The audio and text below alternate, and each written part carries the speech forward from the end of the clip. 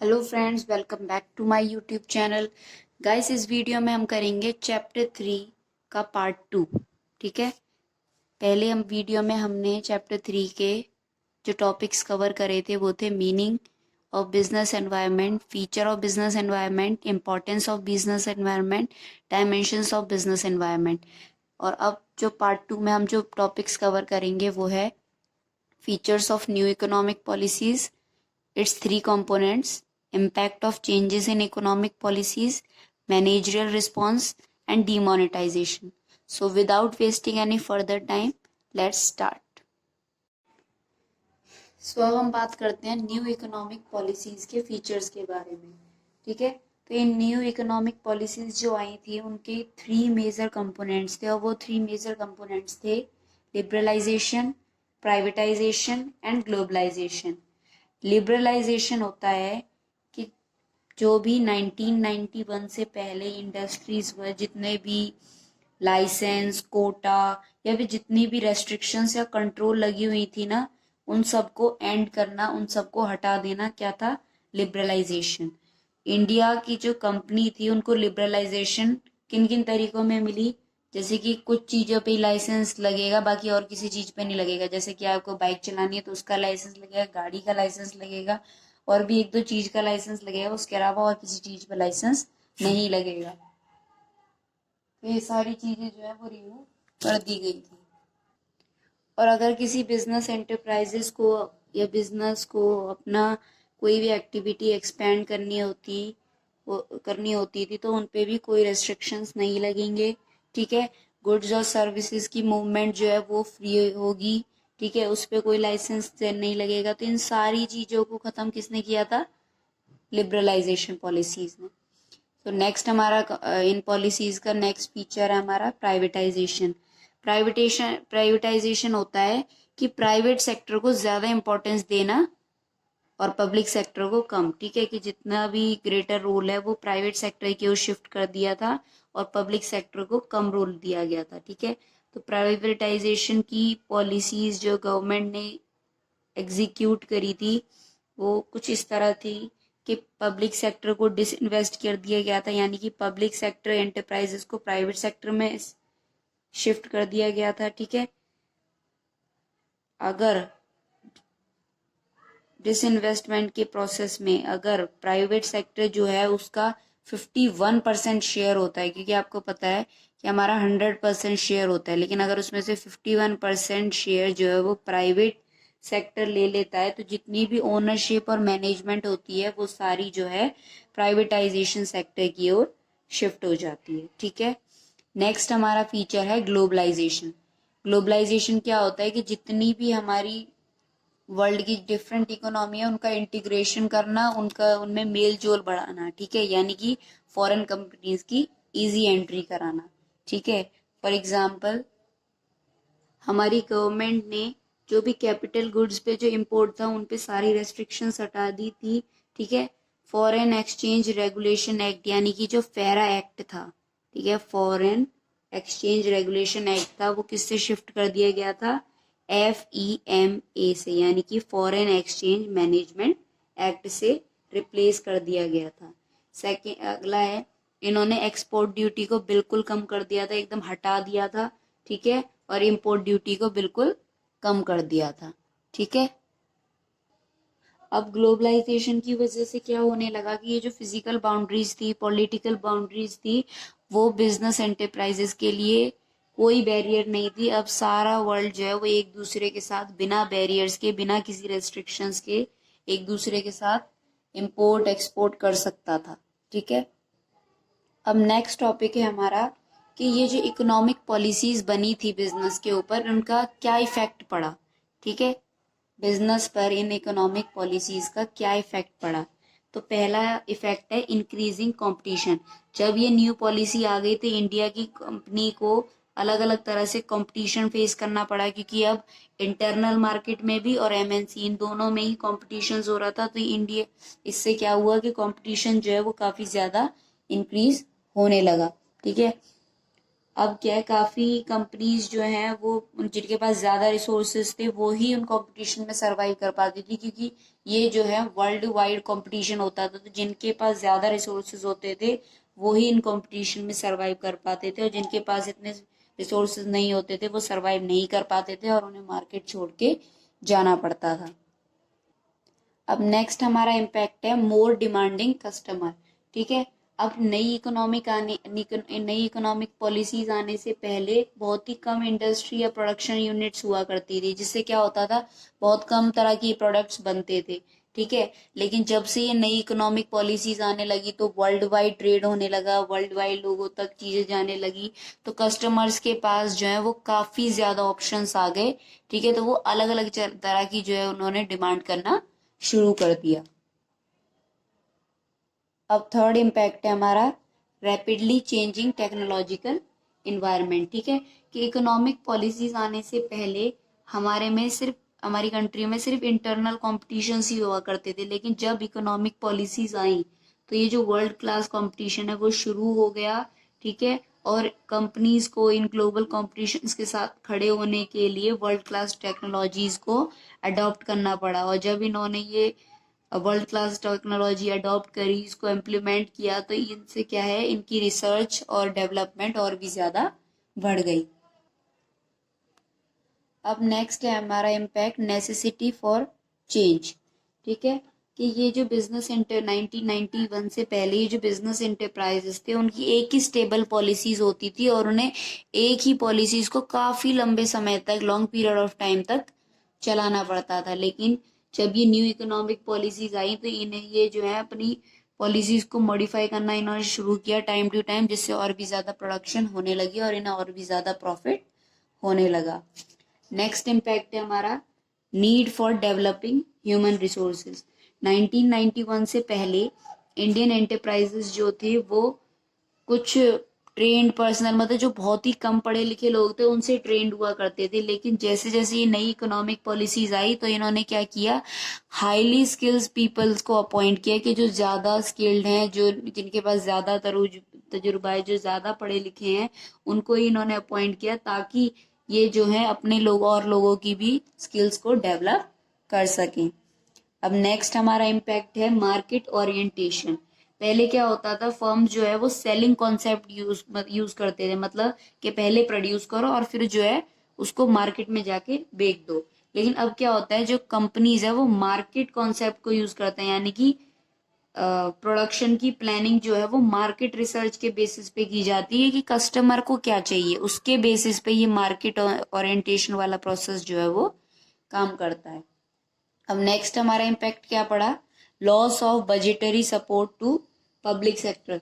कि 1991 से पहले पब्लिक सेक्टर को जितना भी लॉस होता था वो गवर्नमेंट जो है उसे भरना पड़ता था, और ये क्या करती थी, अपनी बजट में जो भी फंड्स होते थे उनको लगाती थी उन लॉस को कवर अप करने के लिए।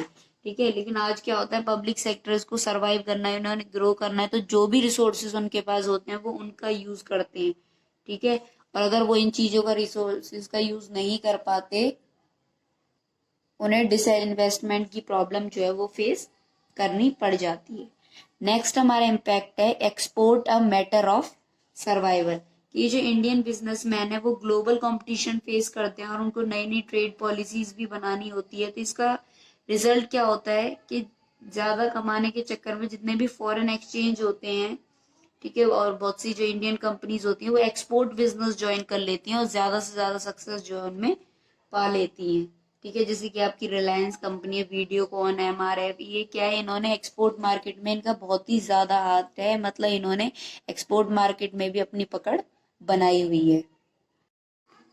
अब हम बात करते हैं managerial response to change in business environment. ठीक है, कि ये जो बिजनेस एनवायरनमेंट में चेंज आया था इसका बेसिकली क्या रिस्पॉन्स आया है। ठीक है, वैसे ओवरऑल हम देखें तो ये लिबरलाइजेशन, प्राइवेटाइजेशन और ग्लोबलाइजेशन की पॉलिसी से जो भी इफेक्ट आया वो पॉजिटिव ही था। ठीक है, तो अब पहले इफेक्ट की हम बात कर लेते हैं, डाइवर्सिफिकेशन।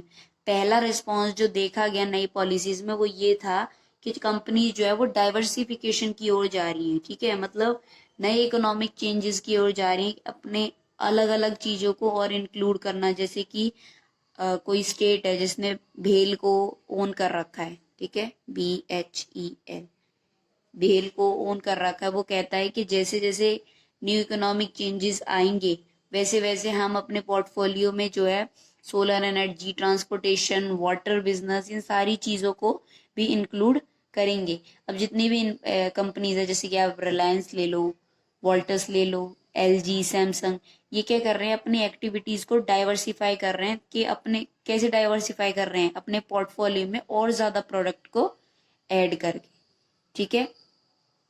अब सैमसंग है, सैमसंग एक फोन भी है, सैमसंग एक वॉशिंग मशीन भी है, ठीक है। सैमसंग के और भी ज्यादा प्रोडक्ट है। LG है, LG का फ्रिज भी है, LG की AC भी है, ठीक है। तो LG कंपनी एक ही प्रोडक्ट को नहीं बना रही, अलग अलग तरीके से डाइवर्सिफाई हो रही है। तो मेन इसका रिस्पॉन्स क्या आया, डाइवर्सिफिकेशन। नेक्स्ट रिस्पॉन्स जो इसका आया था वो था जॉइंट वेंचर्स या फिर collaboration and consolidation of multinational, ठीक है। कि जितनी भी मल्टीनेशनल्स कंपनी थी वो इंडिया में आई जॉइंट वेंचर्स के थ्रू। जैसे कि फोर्ड जो है वो महिंद्रा और महिंद्रा के साथ ज्वाइन हो गई, जैगवार जो है वो टाटा मोटर्स के साथ ज्वाइन हो गई, होंडा जो है वो सील के साथ ज्वाइन हो गई, ठीक है। तो ये सारी कंपनीज जो है वो एक दूसरे के साथ कोलैबोरेट हो गई। थर्ड हमारा रिस्पॉन्स आया ब्रांड बिल्डिंग, ठीक है। नई इकोनॉमिक पॉलिसीज आने के बाद ये जो ब्रांड बिल्डिंग, गुडविल, कंपनी की इमेज, ये सारी जो है कंपनी की प्रमोशन के लिए बहुत ही इंपॉर्टेंट एलिमेंट बन गए, ठीक है। अब कंपनीज जो है वो ज्यादा से ज्यादा पैसे खर्च करती है अपने कंपनी के प्रमोशन के लिए, अपनी कंपनी के प्रमोशनल एक्टिविटीज के लिए, जैसे कि एडवर्टाइजमेंट के लिए, सेल्स के लिए, प्रमोशंस के लिए, इन सारी चीजों के लिए, ठीक है। नेक्स्ट है हमारा response use of latest technology, ठीक है। ज्यादा से ज्यादा एडवांटेज पाने के लिए कंपनीज क्या करती हैं, लेटेस्ट टेक्नोलॉजी का यूज करते हैं अपने प्रोडक्ट में, ताकि वो अपने प्रोडक्ट को जल्दी सेल आउट कर सकें, उनकी प्रोडक्शन ज्यादा हो, ठीक है। अब जो भी रिसर्च पे या फिर डेवलपमेंट पे जो भी खर्चा होता है, तो जो भी खर्चा इनका जो होता है वो टेक्नोलॉजी की वजह से ही होता है। और ये जो टेक्नोलॉजीज और ये इनमें आती है वो इनकी प्रोडक्शंस को भी काफी ज्यादा बढ़ा देती है। अब ठीक है, तो एक बार दोबारा से हम इसको कर लेते हैं, यूज ऑफ लेटेस्ट टेक्नोलॉजी को। कि ज्यादा से ज्यादा एडवांटेज पाने के लिए कंपनीज क्या करती हैं, लेटेस्ट टेक्नोलॉजी को अपने प्रोडक्ट में सबसे पहले ऐड करती हैं। तो जो भी इनकी रिसर्च में या डेवलपमेंट में जो भी खर्चा होता है ये उसको बढ़ा देती हैं, ठीक है। क्योंकि जितना भी टेक्नोलॉजी का ये लोग ज्यादा से ज्यादा यूज करेंगे उतनी ही इनकी प्रोडक्शन जो है वो ज्यादा से ज्यादा बढ़ती है, ठीक है। तो इसलिए ये लोग इन टेक्नोलॉजी और इन पे खर्चा करते हैं। अगर वो कोई ऐसी कंपनी हो जैसे कि IT, computer, laptop, phone manufacturing, ऐसी अगर कोई कंपनीज होती है तो उनमें ज्यादा से ज्यादा इनको लेकर खर्चा किया जाता है। नेक्स्ट रिस्पॉन्स है हमारा इम्प्रूव्ड कंपेंसेशन लेवल, ठीक है। अब जैसे जैसे MNC की एंट्री हुई तो काफी सारी चेंज जो है सैलरी पैकेजेस में देखने शुरू हुए। जैसे कि इंजीनियरिंग की स्टार्टिंग सैलरी जो है वो बढ़ा दी गई, ठीक है। कंपनीज जो है वो एम्प्लॉयज की परफॉर्मेंस को देख के उनको बोनस या उनकी बेटर परफॉर्मेंस को देख के कुछ इंसेंटिव्स बना लेती है, ठीक है। कि अगर ये इतना अच्छा करेगा तो इसको इतना पैसा और एक्स्ट्रा मिलेगा। इस तरह से इन्होंने इंसेंटिव्स बनाने शुरू कर दिए। अब नेक्स्ट रिस्पॉन्स है हमारा कस्टमर फोकस, ठीक है। कि जो मार्केट का फोकस है वो पूरा का पूरा प्रोड्यूसर से कस्टमर पे शिफ्ट हो गया, ठीक है। अब जो कंज्यूमर है उसी मार्केट मतलब उसको ही माइंड में रख के जो है कंपनीज जो है वो आगे की प्रोडक्शंस करती हैं कि कस्टमर्स को क्या चीज़ अच्छी लगेगी, ठीक है। एग्जाम्पल के तौर पे ले लीजिए, अगर किसी को सर्विस चाहिए, ठीक है, अच्छी सर्विसेज के लिए लोग क्या ऑफर देते हैं कि भाई हम 24/7 आपको सर्विसेज देंगे, ठीक है, टोल फ्री देंगे, कोई टैक्स नहीं लगेगा। तो इन सारी चीज़ों पे फोकस किया जाता है, मीन्स कस्टमर की बेसिक नीड्स पे फोकस किया जाता है, ठीक है। अब नेक्स्ट हमारा टॉपिक है डीमोनेटाइजेशन। कि डीमोनेटाइजेशन होता क्या है। डीमोनेटाइजेशन का एम होता है कि करप्शन को एकदम हटा देना, ठीक है। जो भी नोट्स यूज किए गए हैं इलीगल एक्टिविटीज को उन पे ध्यान रखना, ठीक है। ब्लैक मनी जो भी जनरेट किया गया है, ठीक है, उनको इनकम टैक्सेस तक पहुंचाना, ये सारा डिमोनेटाइजेशन का फंक्शन होता है। जैसे कि अभी 8 नवंबर 2016 को 500 और 1000 के नोट को डिमोनेटाइज कर दिया गया था। डिमोनेटाइज का मतलब होता है कि आप नेशन की करेंसी को चेंज कर देना, ठीक है। और किस एम से चेंज करना, ताकि वहां पर करप्शन मिट सके, ठीक है। Check on use of notes for illegal activities, की कहीं इलीगल एक्टिविटीज के लिए नोट्स का यूज तो नहीं किया जा रहा, ठीक है। ब्लैक मनी जो भी जनरेट की गई है इनकम में से, वो इनकम टैक्स अथॉरिटीज को दे दी जाए, ठीक है, ठीक है। तो बेसिकली इन्हीं पर्पस के लिए डिमोनेटाइजेशन किया जाता है, ठीक है। अब हम आगे बढ़ते हैं। अब हम बात करते हैं फीचर्स ऑफ डिमोनेटाइजेशन की, कि डिमोनेटाइजेशन के क्या क्या फीचर्स होते हैं। पहला है demonetisation as a tax administrative measure, कि डिमोनेटाइजेशन को एक टैक्स मेजर की तरह लिया गया, ठीक है। डिमोनेटाइजेशन की वजह से लोगों को अपनी कैश होल्डिंग्स को डिक्लेयर करना पड़ा कि हाँ मेरे पास इतना पैसा है, ठीक है, और उसको बैंक से एक्सचेंज कराना पड़ा। अब जिन लोगों के पास ब्लैक मनी था उन्हें बताना पड़ा कि भाई हमारे पास ब्लैक मनी है, ठीक है, तो उन्हें ब्लैक मनी रखने के लिए टैक्स भी पे करना पड़ा। इसीलिए टैक्स एडमिनिस्ट्रेटिव मेजर की तरह भी इसे यूज किया गया। सेकेंड फीचर है हमारा non tolerance of tax evasion, मतलब डीमोनेटाइजेशन ये भी इंडिकेट करता है कि कुछ गवर्नमेंट है वो कोई टैक्स इवेजन के लिए ज्यादा लंबे समय तक टैक्स इवेजन को एक्सेप्ट नहीं करेगी। मींस कि जो लोग टैक्स से बच जाते हैं ना, ये गवर्नमेंट जो है वो उनको ज्यादा देर तक टॉलरेट नहीं करेगी। थर्ड फीचर है tax administrating and mobilisation of saving. Demonetisation की वजह से टैक्स एडमिनिस्ट्रेशन हुआ, ठीक है, चैनलाइजिंग सेविंग हुई, ठीक है, फाइनेंशियल सिस्टम में। अब जैसे जितना जितना कैश डिपॉजिट किया गया लोगों के द्वारा, ठीक है, तो उतनी ही ज्यादा लोगों दूसरे लोगों को जिनको लोन की नीड थी वो दी गई, ठीक है। तो इस तरह से जिनके पास ज्यादा लोन था या ब्लैक मनी लोन नहीं पैसा था, और जिनके पास ज्यादा एक्स्ट्रा ब्लैक मनी था उन पे टैक्स लगाया गया, और जो मनी उन्होंने डिपॉजिट करा है उनको लोन के रूप में दूसरे लोगों को दिया गया, ठीक है। और जो उनसे टैक्स मिला वो एक सेविंग के तौर पे उन्होंने सेव किया। अब नेक्स्ट हमारा फीचर है क्रिएटिंग लेस कैश और डिजिटल कैश लाइट इकोनॉमी, ठीक है। कि डिमोनेटाइजेशन को इन्होंने किस तरह से यूज किया कि एक लेस कैश या फिर कैश लाइट इकोनॉमी बनानी, कि जिसमें ज्यादा कैश का यूज ना हो, डिजिटल इकोनॉमी बनानी, यानी कि ऑनलाइन पेमेंट्स का ज्यादा से ज्यादा यूज हो। अब नेक्स्ट हम बात करते हैं कि डिमोनेटाइजेशन का क्या इम्पैक्ट पड़ा, ठीक है। तो पहला है मनी इंटरेस्ट रेट, ठीक है। इन पे क्या इफेक्ट पड़ा कि कैश ट्रांजैक्शन में कमी आने लग गई, ठीक है, कैश ट्रांजैक्शंस कम हो गए। और सेकेंडली बैंक डिपॉजिट बढ़ गया, क्योंकि अब ज़्यादा से ज़्यादा सारे लोग जो है वो पैसे लेके आने लगे, तो बैंक डिपॉजिट बढ़ गया। नेक्स्ट है प्राइवेट वेल्थ। प्राइवेट वेल्थ में क्या इम्पैक्ट पड़ा कि वो जो है कम होने लग गई। थर्ड है पब्लिक सेक्टर वेल्थ। अब भाई पब्लिक सेक्टर तो गवर्नमेंट की होती है, और गवर्नमेंट ने स्टेप उठाया तो उस पर तो कोई इफेक्ट पड़ेगा ही नहीं, इसलिए यहाँ पर है नो इफेक्ट। अब अगला है रियल इस्टेट, ठीक है। रियल इस्टेट में क्या करना पड़ा, उनको अपने प्राइस घटाने पड़े, क्योंकि अब भाई किसी को अपनी प्रॉपर्टी सेल आउट करनी है तो उसको, अब लोगों के पास पैसे नहीं है फिर भी उसको तो दे बेचनी है ना, तो वो क्या करेगा, उसको क्या करना पड़ा, अपने प्राइस को कम करना पड़ा। So here we have end the complete chapter 3 of business studies. So if you like this video, please hit the like button, share it with your friends, and do subscribe my channel. Thank you.